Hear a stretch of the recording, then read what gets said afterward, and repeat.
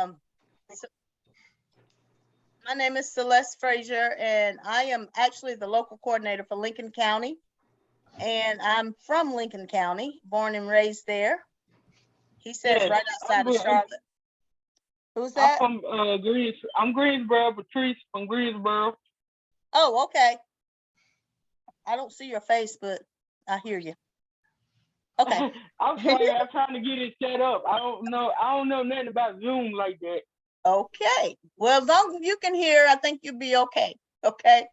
Okay. So All right. I'm going to tell you a little bit about myself.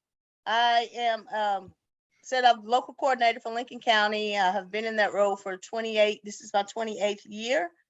Have been involved with Special Olympics probably about 35 years. As a coach, I started out as a coach. I am retired EC teacher from Lincoln County, but I went back to work last year. So I'm now at Lincoln Charter School, which is one of our charter schools here in Denver, teaching EC again. So I'm in my second, looking forward to my second retirement very soon. Just to tell you a little bit, I have two children, two wonderful children that are, both of them are involved in Special Olympics. And I'm just going to have to announce that my daughter graduated from Charleston Southern with her master's in athletic training, and she was just offered a job at Elizabeth City State University. So she will be leaving me in March to go down that way. Y'all, that's 5 hours away from her mama. But she's good. She's going to be one of the athletic trainers at Elizabeth City State University. So very proud of her. We're going to get started. I'm a no nonsense kind of person. Lewis McLean, and everybody probably knows Lewis McLean. Lewis is my counterpart. Our sports development team has dwindled down to two people. We have two people left on our sports development team. Lewis McLean is from Lincoln County. He is here on my board here, and he's also on the board in Raleigh. But he is the counterpart in Special Olympics basketball. And I am a former coach a long time ago when I was younger, but it's a little bit different. It's not a lot different, because when I used to go to the coaches clinic in Greensboro, a lot of our rules were the same. We just changed them. We just tweaked them a little bit. So we actually follow the North Carolina High School Athletic Association rules with a little bit of tweaking. So if any of you are coaching, if you know that some of this stuff we do things a little bit different, but we still have to do what they do, such as our uniforms and all that kind of stuff. So we have to follow some of those rules. So let's get to it. I know you don't want to be on here long, just like me, because I just got home. So our overview is going to be the general things all coaches need to know, the SOI rules, the different basketball play, how to work with athletes, and breaking down skills and making modifications for those athletes. How many of you are already doing that? Just say yay or nay or whatever. Or this is your first time coaching? Yes. First time. First time? Okay. Returning coach.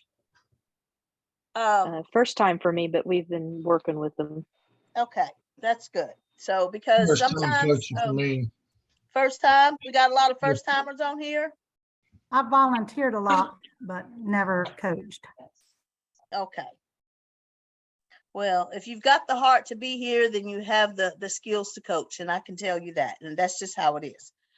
Because to me, coaching a Special Olympic athlete takes a lot more heart than it does skill sometimes, and a lot more understanding and being compassionate. Although we know we need to learn about the rules and all that kind of stuff, but it takes a lot of heart.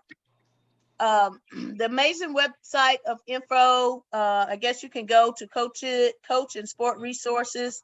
It tells you about your training school registrations, your recertification tests. It used to be so easy when I first started doing this. We didn't have to do all this old crazy paperwork and all these old crazy things, y'all. I'm about ready to throw this stuff out the door, but it's necessary. I'm gonna say how it was when I was first started coaching basketball in Special Olympics. It was my coordinator at the time says, "Hey, you coach basketball in high school, come coach for me." Simple. It was simple. Now they make you take all these darn tests and do all this stuff and prove yourself. So I understand the reasoning. We have on the website the rules update webinars, our coaches resources. Please use that. Please go to that if you need to. Go to the coaches resources. They have the course links. It also has your upcoming events on the calendar and your certification check. So if you are not sure if you are certified, and if you are not sure if you don't have certain things, if you have not done the concussion and all of those things, you need to go there and check to see if your certifications are up to date before you start to coach. And that's very important. So the sports specific rules and training information. Here we go. Okay. Now, until that little old women's basketball came in play, that was the big basketballs were all we used to have. But now I played with the big basketball back in the dark ages. But anyway, we use a standard men's basketball unless that we have women on women competition. Okay. There's two sets. If one team is all women and against another team, you are allowed to use the women basketball. You know, they're a little bit smaller, but if the women are playing with the men, then they need to get used to playing with the men's basketball because that's how it is. So just make sure you're using a standard basketball, standard courts and regulation height goals, which are 10 feet goals. We do use those. We follow the standard basketball rules as outlined by the Federation International of Basketball, the FIBA. And when I said that if you've ever been to a coach's clinic, when you get those rules, they somehow join together. If you've ever been to a coach's clinic and North Carolina coach's clinic like that, and you go to there, you sort of join together. Oh, shut up, phone. Can't talk now. They require uniform shirt jerseys for all players. They must match color of teammates and include numbers that are at least 20 centimeters tall in front and 10 centimeters tall on back. Standard North Carolina High School Athlete Association rules. And y'all, here I go. I'm on my soapbox now. It is so awful sometimes when you come out. If your jersey is blue and you want them to put a shirt underneath it, please don't have them on a red shirt. That's not standard. I'm suggesting that you go whatever the color of your uniforms are, you get a basic blue, if they're blue on one side and white on the other, get you a set of white t-shirts and a set of blue t-shirts. Because it's bad when we have to go say, you're not in uniform. And we will do that because sometimes they come out there with red under the blue, with orange under the whatever. I'm like, no, you have to be matching. So please, please, please tell your coordinators in your counties, if you don't have them, go somewhere and get you a set of shirts, of t-shirts, and wash them. Don't send them home.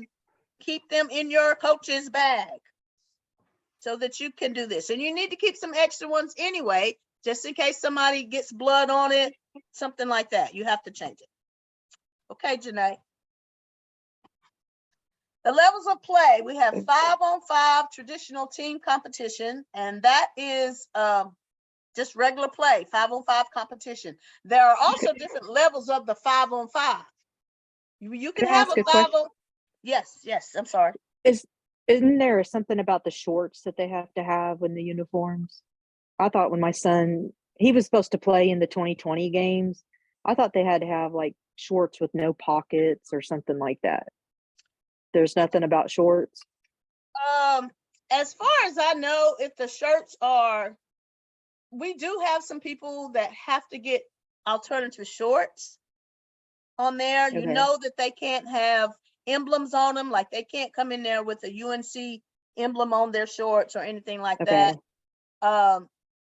I wouldn't give them a pair of shorts with pockets on it, just to be Okay. safe. I don't think Yeah. that's good because they'll put the hands in the pocket and do all that kind of stuff. So Yeah. They don't need I to was have just them. thinking, I thought they were supposed to be like all black with no pockets or something. Because I know I ordered them for them, and then of course they got canceled in 2020 because of COVID, and then I was like, what was the deal with those shorts? I need to make sure because my son actually plays basketball also. So Well, the thing of it is with the shorts, if you don't have the entire uniform, and like I said, this is where you go to your local coordinators, yeah, okay? Because we know some of these guys may not have money to go out and buy gym shorts or something like that. yeah, And they will wear what they have. Go to your local program and say, if you can't get the shorts to match the shirts or get the whole uniform, go to Walmart somewhere and get those black shorts or the color of them. If you can get all blue, then get blue or whatever, okay, because the shorts can remain. If you're going to turn it over and use your white part of your uniform, you don't have to have white shorts on. You can wear the blue yeah, shorts. But okay, go to I'm telling you, go to your local coordinator and say, this is what I need. okay. And I just wanted to make sure. yes, I have had to do this a lot of times. If you ask, go to a high school somewhere that have old uniforms, and they've got them Okay, sitting in their baskets in the back or something like that because they've gotten new uniforms, go ask. okay, They'll give them to you. okay. Thank you for that Honestly, they will. suggestion. Okay, thank you. I Okay. got a question too, Celeste, on the numbers. Is the numbers need to be like 1 to 5, or wasn't there something about they don't want numbers for the refs to be able to do their fingers with, can have it all on one hand or something, or does that not matter? Yeah. So if you're gonna have the numbers, if you can have a 15 because you can do 1 and 5 on 1 and there. 5. You can have a 25. You can do that. Yeah. They So don't go over the digit of 5, yes, right? that's correct. Right. That is Okay. correct. Like I said, there are different. You can have different levels of 5-on-5 traditional team competition as well. And when we are seeding them, we seed them by different of skill set. We can have 5-on-5 teams. It can be a lower skill set or it can be a higher skill set. So when you are judging your team or when you are out there seeing where your team needs to be, the higher ones are what they have the higher skill set. They can dribble, they can run up down the court, they can dribble, they can jump, they can, I won't say perfect, but making less mistakes than some of the lower skill set 5-on-5, because when we're out there judging, when we look at it at their skill set. Okay. So be real careful when you're placing your athletes on a team. Make sure that they are on the team with the correct skill set. You can place them on there just, some people, I know that they've done this, but they will place an athletes just so they can have an extra player out there. And you put that one player out there because you got to play all your athletes now. You do know that, right? Got to play everybody. Okay. And they'll put them out there and you can tell that person is totally lost. Okay. So make sure you're checking your skill set. You can have a 5-on-5 unified team competition. And that is, a lot of people get this mixed up too. Your unified team needs to have the same skill set as your athletes. Don't go out there and get the high school point guard and put them on your unified team. That's not fair. Okay. And not unless your athletes can play up to that level. Whoever's playing on your unified team, make sure that they have the same skill set. We have the 3x3 team competition. We have the 3x3 unified team competition. And then we have the 3-on-3 team competition. Janae, jump in and explain the 3x3 because we don't do 3x3 here in North Carolina. I'm pretty sure that we don't. That's just 3-on-3. It's the same thing as. Yeah. So who you all are hearing is Miss Barb from South Carolina. She's going to jump in and chime in on a couple things. Also, she's a great basketball clinician on that side of the state. Well, on that side of the country, South Carolina. So 3x3 is the 3-on-3 competition that you would possibly see on the national level. So if you are going to USA Games or a World Games, you will see 3x3. But later in the presentation, you'll definitely see the difference between 3x3 and 3-on-3. So 3-on-3 is played at a couple different different programs, states across North America. But later in the presentation, you'll definitely see the difference. And then we have the individual skills competition plus the new advanced level 2 individual skills competition. And that is your basic skills. You teaching your athletes how to do the basic skills. There's spot shooting, there's dribbling, and there's come on. My old brain is not letting me go there. What'd you say? Target pass. Target pass, yes. I'm sorry. But that's what that is. Okay. 5-on-5 traditional team play. These teams are comprised of all Special Olympic athletes. Your roster should not exceed more than 10 players. I would suggest that you bring an alternate. And reason being is if something happens, and I think they will let us bring an alternate. We used to let you have an alternate player that comes. And a lot of times some of these athletes might come and then they get sick or they get hurt or something like that. And in order for us to, you can play with less. You can play with less than 10 players. But if you have a team of 5 or 6 and you might need to, always try to have you an alternate player. I'm just saying, just have somebody to be alternate. Your games will begin with jump ball or alternate home teams. They consist of 2 20-minute halves. You get a 5-minute warm-up and a 10-minute half. Running clock until the last minute of the game. Explain running clock. It means running clock unless the official might blow his whistle and say it. But that clock runs. It runs unless there is an official that blows the whistle and takes the ball and stops the clock. Other than that, it's a running clock. Utilize overtime for tie breaking if schedule allows it. And the teams will get 2 timeouts per half. And they're 1-minute timeouts. 5-on-5 unified team play, traditional rules and regulations. Teams will have 3 Special Olympic athletes and 2 unified partners on the court. And remember, make sure that their skill level is somewhat the same, okay? The team roster should not exceed 10 players, 5 athletes, 5 unified partners. They should be led by a coach that is not a player. You can't have a unified player on your team that's trying to coach your team.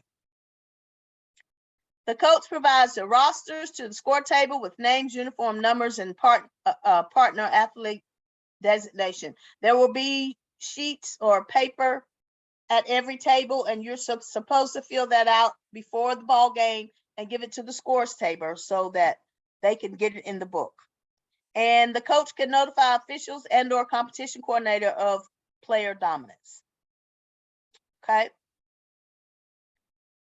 The team play, 5-on-5 team play foul rules.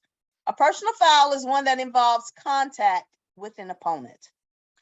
The player that was offended gets 2 free throws or foul shots if that player was in the act of shooting and missed. They get 1 free throw if he was in the act of shooting and makes the basket.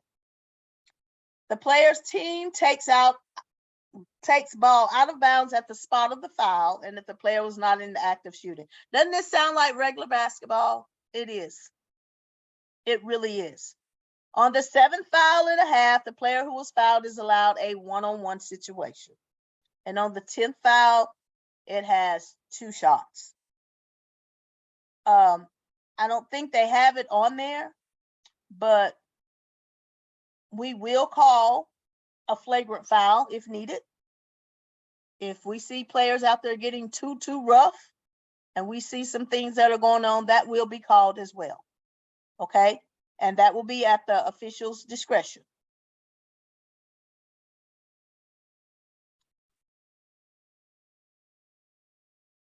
This, I call it 3x3, but 3x3 traditional team play is played at the national and the global levels. These games are played on half court. There's no make it, take it. Y'all know what make it, take it is. Tell me that you do. Tell me that you do. If you don't, say so. 3 players on court for each team at all times. The roster should have no more than 5 players. And like I said, all players are to play. The game's played for 10 minutes or until one scorer scores 20 points.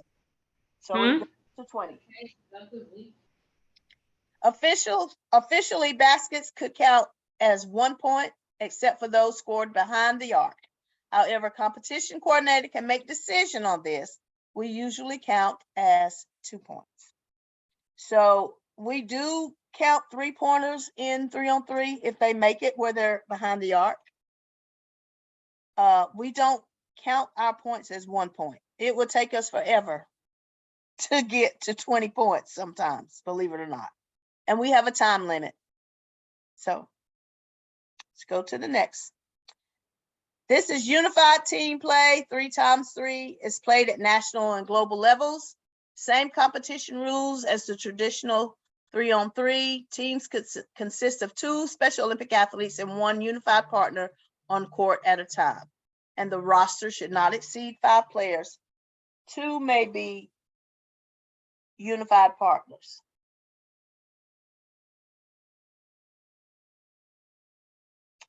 Okay. The 3-on-3 traditional team play is played in some states. In North Carolina is how we do it. These games are played on half court. There's no make it, take it. 3 players on the court for each team, so 6 people on the floor at all times. The roster should not exceed 6 players, expected for all players to play. And I'm going to keep saying that. And we need for the players to play a limited amount of time, because it's not fair to keep your best players out there all the time. I'm just throwing it out there like I see it. Games played for 2 to 10-minute halves or until one team scores 21 points. So it's 2 45-minute timeouts per half. Officially, baskets should count as 2 points, except for those scored behind the arc being 3 points. And that's the way we do. I think the difference in the 3x3 is that they can do the 1 point. Correct me if I'm wrong, Janae. Is that the difference? Real quick, I have a question. Yes. Is that supposed to be 2 45-second timeouts per half? It says minutes, but it's supposed to be seconds? Seconds, definitely. Yes, Okay. seconds. Good catch right there. I was just like, that's a long time. That's a long time. I'm sorry, I didn't even look at it. It should be seconds, yes. But yes, the major difference in 3-on-3 and 3x3 is the way we count baskets, and then the roster number. So that is the only 2 differences in 3x3 and 3-on-3, which again, every state plays differently. So I know in South Carolina, you all go by 3x3 rules. So please pay attention to those rules, and please use your folks in South Carolina as a resource, especially Ms. Barb. She has taught me a lot about 3x3 over a couple days, and she don't even know. And then 3-on-3 is definitely North Carolina specific. So all of our North Carolina folks, please pay attention to the 3-on-3 rules, as that will be the style of play that you see this year for competition at summer games. Janae or Celeste, are the 10-minute halves running clock until the last minute? Yes, sir. Okay. Yes. My question, I come from more of a skills background, which perfect timing. I'm just more curious, what determines whether an athlete plays 3-on-3 or pardon me, 3x3 versus 5x5? Is it their decision or is there some sort of like skill that goes into the distinction? Okay, so Hey, Janae, do you want me to just chime in for a quick second? Yes, ma'am. Go ahead, Ms. Barr. Okay, so the 3x3 is really honestly just another way of writing 3-on-3 for a lot of the other states. So basically, it is the exact same thing as what you're going to see as 3-on-3, 3v3, whatever, from North Carolina to South Carolina. It's going to look the exact same, basically. There's no difference in skill level. It's the same thing. I just mean the 5 versus the 3, more specifically. I'll answer that because what I've seen happen is you have your individual skills competition people are the ones that are just now beginning to know and want to play basketball. They don't have the skills to where they can run with the ball and dribble and those different skills, catch it, dribble. So when you have a person that can do target pass and spot shot, 10-meter dribble, and they can dribble, then you might need to move them on up to a 3-on-3 team. Okay? The 3-on-3 team are those that can play, but they need a confined place to play. In other words, they're not going to be the ones running up down the court dribbling because they don't have that skill. They have it down enough to dribble in that area where they're playing. But to throw a ball in and to run up the court and dribble and without walking with the ball, running with the ball, they're not at that level yet. That makes perfect sense. So, and I'm sorry to complicate things, but I'm genuinely curious. Like the fact that they play on a half court, do they have to like take it back to the 3-point line or the arc, or like if the defense team get the rebound? Okay, maybe you said that on this. They always have to take it back to the top. There's going to be a mark on the floor where they get the rebound, and they have to take that ball back. If the opposing team shoots and the other team gets the rebound, that ball has to go back up to the top. They can't just put it back in the basket. Now, if a team shoots and their own player gets it, it's different. You have to take it back. So Celeste, in that regard, if you're, because as much as I love my athletes, but every once in a while they might forget to get it back to the 3-point line. If they get a rebound and put it right back in, is it going to be points for the other team, or will it just be stopped? The official will stop it. Most of the times what we see is they will blow their whistle and they will take the ball and they will bring it back up to the top and give it to the person that needs it. Okay, good. Thank you. Okay. Individual, like I said, anybody else? I got one question on that same subject. Is it a stop-start situation, or, I mean, will the ref stop them and then reset back up at the top, or is it continual where the teams just keep going? Yes. I'm going to say yes. Because he will blow his whistle and he will get the ball and he will bring that team back up to the top. Is that what you're talking about? Right. If the defense he will instruct them, take it back. You got to take it back. Or the coaches will say, you got to take it back. You got to take it back. They will say that. And that's Dwayne, it's continuous unless your team scores a basket for the other team. Right. And that's something that you need to practice in your practices. You need to practice that with them. Yep. Because repetition is going to make them know that when I get that rebound, I got to go back up here. I get that rebound, I got to go back up here. Okay. Okay. I have a question, Celeste. Yes. New to it here in North Carolina, came from Michigan, and I was told that we alternate years, 3-on-3 and 5-on-5, or can you do both teams the same year? We alternate it now. We used to do everything all in one.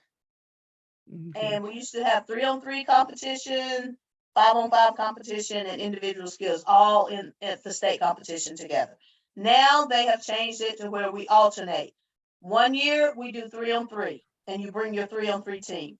And I think some of the reasoning is behind because they changed some of the sports. And that used to didn't happen during basketball season. They changed the season of basketball. Correct me, Janae, here I go. But and it gives people a chance to do a different sport. Because your 5-on-5, they're not going to play 3-on-3. So the year that they're playing 3-on-3, then you might have another sport that they brought to state games that the people that played on 5-on-5 can participate in. Like, I'm going to say bowling, okay? So you have some athletes that like to play basketball and like to bowl. It sort of gives them a chance to maybe alternate and do both. Okay. So I just wanted to double check on that. Thank you. that is correct. And So this just wanna include South Carolina, because we do have different states on this call. So definitely want to say South Carolina has all levels every year. So they do all formats of play. Okay. So for North Carolina this year, is it 3-on-3? It's 3-on-3. Thank you. I will say this: I'm in the state of Tennessee. It's a long time since I've been involved with basketball. I'm always coaching powerlifting during the state summer games. But our basketball state games are actually held before the summer games. I mean, I'm not sure if we do the 3-on-3. I'm only familiar with the 5-on-5. But if there's anyone here from Tennessee, just know that the basketball is played before the state summer games. So it wouldn't interfere. So I guess we see that every state or different But that's not areas- normal. That just happened this year. Oh, Most of the time, our local will be played before the state in okay, Tennessee. okay. Correct. So, Kate, you're saying that they have played basketball. Well, at the USA games, I know we had basketball at the USA games this past year. But Most are of the you time, we'll saying- have our local competitions, our regional, before the state. It just felt funny this year. Okay, gotcha. Now let me say something else, because now we have league play going on in North Carolina. So that does not mean that your 5-on-5 team cannot play. It's just that the team that you bring to state competition will be your 3-on-3 team. If you've got, how many of you participate in league play in your area where you play against another county or something like that? You know, Catawba County might play Lincoln County, and we might get another county, Cleveland County, to come down and play with us, and we have a basketball tournament. And that's called league play, something like that. Gaston County may come in and follow with us, and we don't know. We don't know which team they might bring. They might want to bring their 5-on-5 basketball team over to Lincoln County, and we have a big thing on a Saturday, and we let the 5-on-5 teams play in one gym, and maybe the 3-on-3 teams play in another gym. We can do that. But when you go to state competition this year, you're only bringing your 3-on-3. We haven't been told that in Tennessee yet, though. They've just really started the 3-on-3. Mm-hmm. And so we have not been told in Tennessee that we can only bring a 3-on-3 team. No, this is just for North Carolina. Okay. This is just for North Carolina. I'm sorry. Whatever your state decides, that will be what you do. But North Carolina has decided that we alternate the seasons from 5-on-5 to 3-on-3. So now we do have an individual skills competition, and it consists of the 3 skills: the target pass, the spot shot, and the 10-meter dribble. And the final scores is some of the athletes score from all 3 of the events. And they have, you know, the targets and stuff like this. This is the target pass. It's a 1 by 1 meter squares marked on the wall, 3-meter square marked on the floor, 2.4 meters from the wall. The athlete stands in the square on the floor, and the athlete makes 5 attempts to pass the ball at the target on the wall. And on the side, it shows you the equipment that you need: 2 basketballs, flat wall, chalk, or floor, and you have to measure this off. So whoever your team that's there setting up, they will have this all measured off before the athletes come in there and do this. The spot shot, 6 spots marked on the floor. Start each measurement from a spot on the floor under the front of the rim. And then the athlete attempts 2 shots from each of those 6 spots. The shots are taken from spots 2, 4, 6, and then 1, 3, and 5. So you've got those 6 spots on the floor. We go in, the sports development team will mark off all those spots, and you get 2 shots at each spot. And you count the ones that you make. And then the 10-meter dribble begins from behind the start line and between the cones. Starts dribbling forward when official signals, dribbles the ball with one hand. The entire 10 meters, they have 2 attempts at dribbling the 10 meters. The athlete must alternate taking 2 pushes forward, followed by 2 dribbles.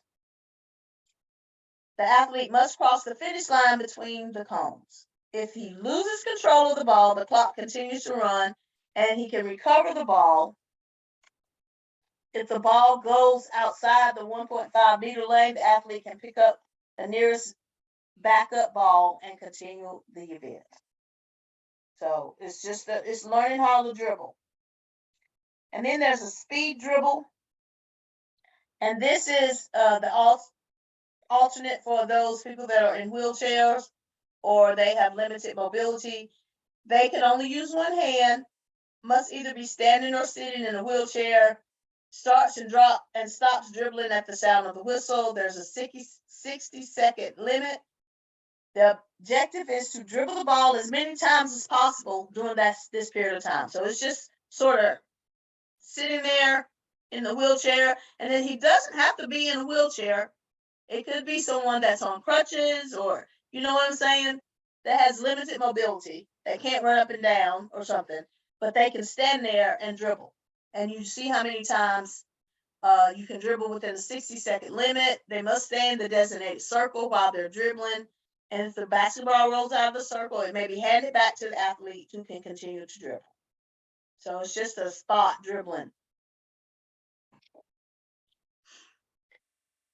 Okay.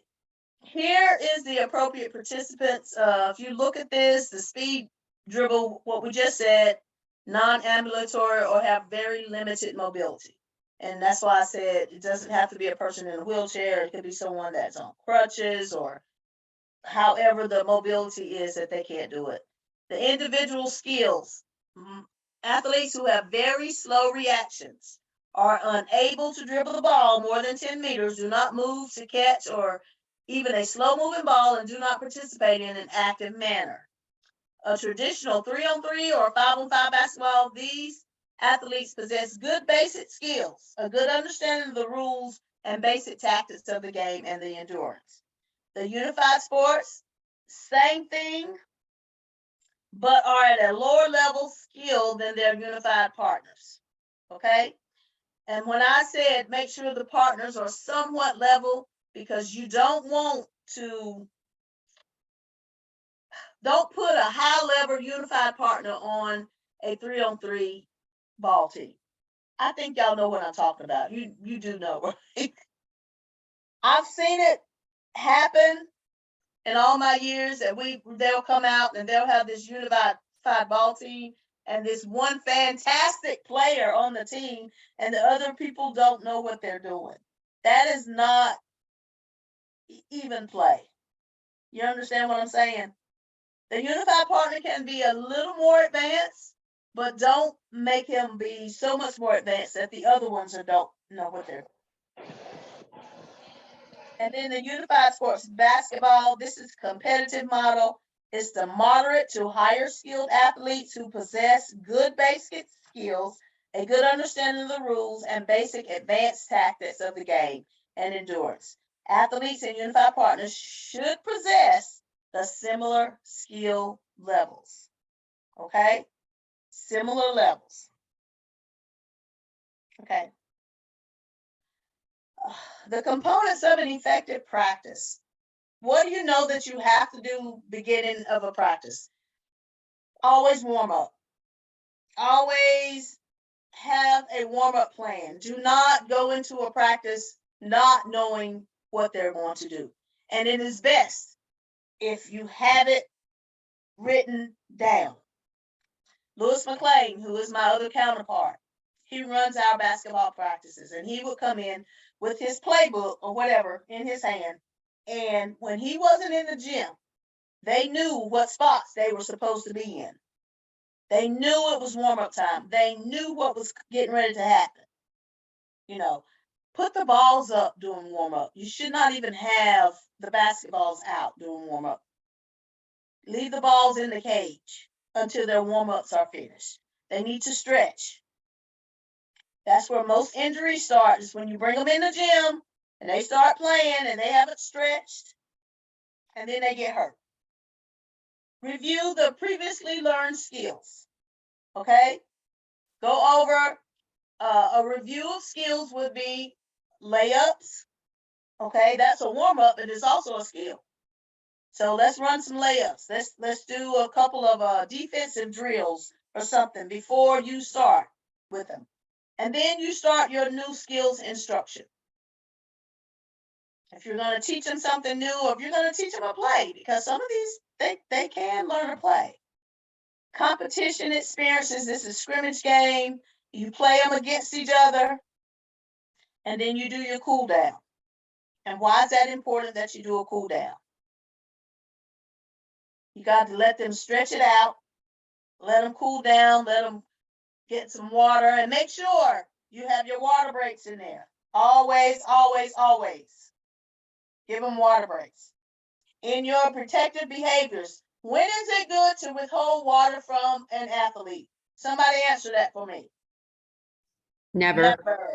Never. They say they're thirsty, give them some water. Okay. Ready? Okay. During practice, you need to always remember the 5 C's of communication. Make sure that your instructions are clear, that they are concise, concrete, consistent terms, and command-oriented.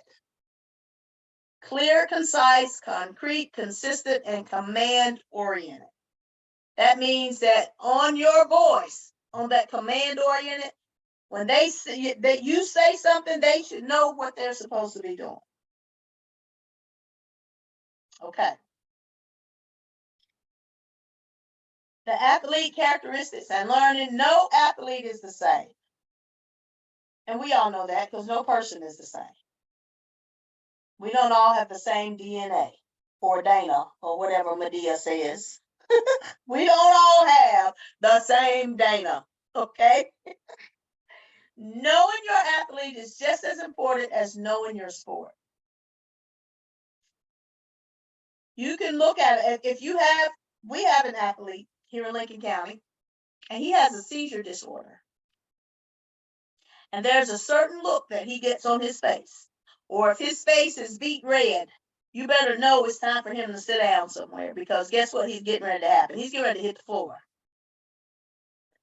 So know your athlete.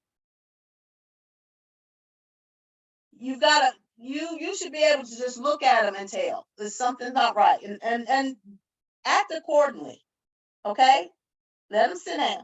You might say that they're faking, but it might be something very, very seriously. So never ever take anything that they're saying is happening to them, and don't think that they're faking. Take it serious and let it be checked out. The best coaches are flexible and adaptable. Okay? All right. Are there any questions? And I'm gonna put this in, and I know, okay, here I go, Janae. Tell me to shut up, and I will, but I'm not going to. So after doing this for all these years and one of my pet peeves, and I know it may not matter to any of you, is how you bring your team out looking on the court. A lot of you, I see a couple of African Americans out there, but me as an African American, and sometimes I keep it on me myself when I'm in the gym, but our athletes need to, y'all go buy some lotion and put it in your bags, please. Don't have them coming out there looking any kind of way, because this is something that they are really, and it might not matter to you. It might not matter to you, but how they come out looking as a team is very important to some of them. So you as a coach need to take that pride and make sure that your team is together. Because they might not be the best ball players that you see, and they might not can't dribble. But let me tell you something. When they get out there and they looking good and they ready, you can't beat that. So please, there are some things that I would suggest that you put. You could answer that. Put some things in your coach's bag that may be needed for some of your athletes. Always keep some lotion, your some gloves, because you may have to, some tissue, okay? Tissue for their noses, some wipes, some hand sanitizer. Keep it on you, because they may need it. And it's important, because you don't want them out there with their nose running. And I guess I'm a motherly type, but I would just say, hey, come here.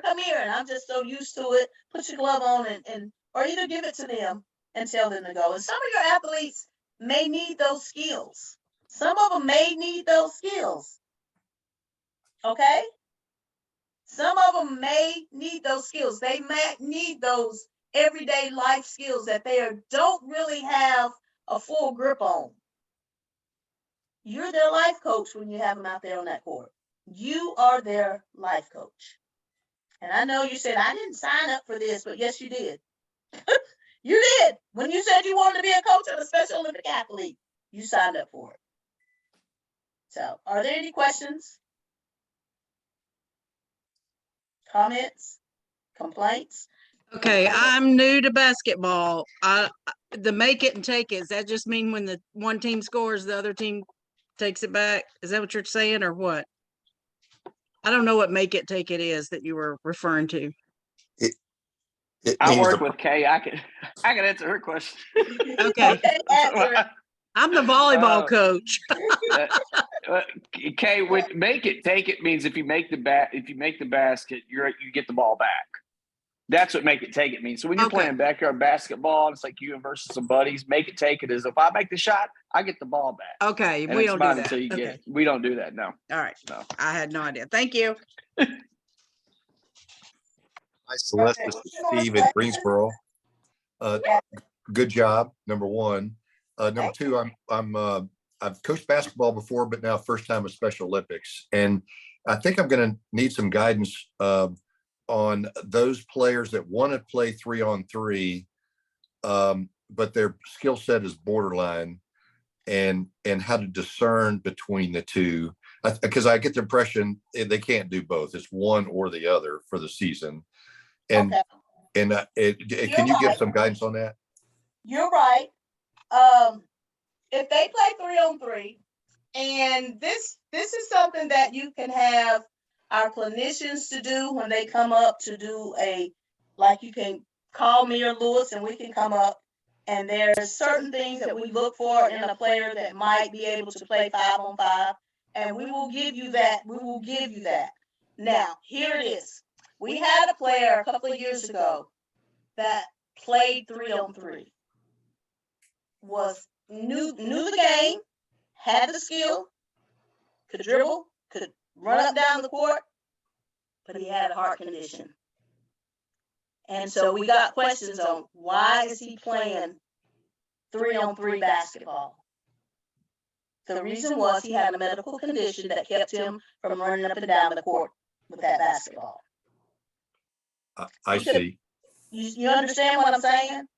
So he could have, if he didn't have that heart condition, that he might have collapsed running back and forth up and down that court, then he should have been on a 5-on-5 team. But he had a heart condition. So there's no way that his doctor was going to approve him to run the length of the court back and forth. Okay? So sometimes when we are in the gym and we see people, we will go over to a coach and say to a coach, it might be time for them to move on up to 5-on-5. Because sometimes if they are dominating, their age is a factor. We have some older people that are playing ball that have the skill set, but because of their age, you know, some of these men, they can't be running up down the court, so they play 3-on-3. What we try to do is pair them with other people with their same skill set. Okay? And what I've noticed, if I may, Celeste, is like from skills to 3-on-3, the main difference from my end has been how do they work with a team? Like skills is very passing, you know, shooting, dribbling, but solo, right? Like how have they been able to incorporate, you know, doing those types of things in a team environment? And are they focused enough to really like help? Exactly. And that's what it is. But if you're starting them out with skills, sometimes it comes with age. As they grow up, like skills are usually for our younger athletes, more than likely. Not unless you have an 8-year-old that is a fantastic can play, that knows the game. Skills are for our younger athletes. But as they grow up and they're watching the game and they see it and they want to participate in the team part of the game, you let them and you teach them. And then, if I can make one other comment too, Steve, what I've seen is during your practices, there's some that have good skills. They can pass the ball, they can dribble it, but when you put them in a scrimmage where there's now someone defending them, exactly, some of them can get very rattled or they have personal space. And so you'll see that in your practices. And I will refer to the Special Olympics site has a pretty good assessment tool actually that has the different levels, which will also help you even put them into the right level for the skills piece as well. Thank you. And thank you. I have a question, Celeste.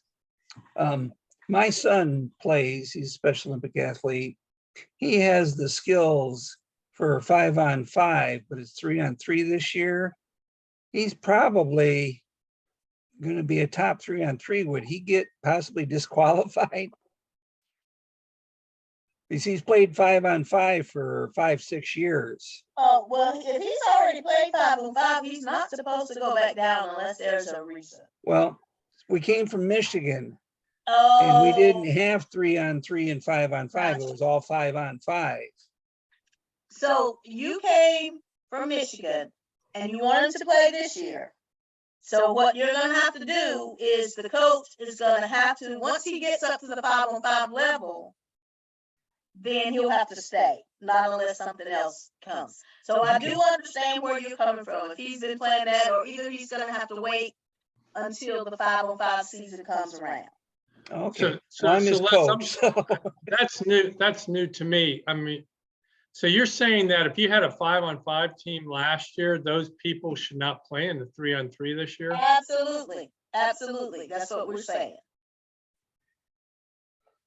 Why would you want them to come back down to play half-court ball when they already have the skill set to play a 5-on-5 team ball? So they could, well, so they can play basketball. There's nothing offered at the state games this year for 5-on-5, and well, you're getting my opinion, Celeste, but it's not like my athletes. They're in the lower level of 5-on-5 there. So I understand what you're saying if they're really good 5-on-5 athletes, but a 3-on-3 competition can be very competitive. Oh, it can be. You're exactly right. I mean, I used to play in 3-on-3 leagues in the high school, college level. They're very difficult. They are very competitive, but what we don't want to happen is to keep stacking a team and going from 3-on-3 to 5-on-5. Because that's what it sounds like. You may have some athletes that really need to be playing 3-on-3, but you're taking that away from them if you're putting a 5-on-5 level athlete on the 3-on-3 team. Got it. And in our, because this is a very North Carolina specific discussion, in our in-person training schools, March 4th and March 11th, we will go in depth a little bit more in the basketball session regarding this. So if you are coming to that session, hold your questions until then. If you are not going to one of those sessions and you are just recertifying through this training, please send your questions to sports@sonc.net. And we'll walk you through that process. All right, is there any more questions?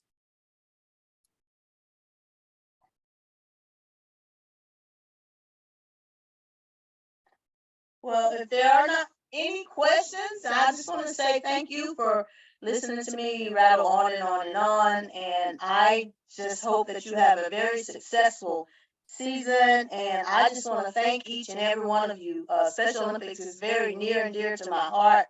And because I wouldn't be doing this for this long if it wasn't.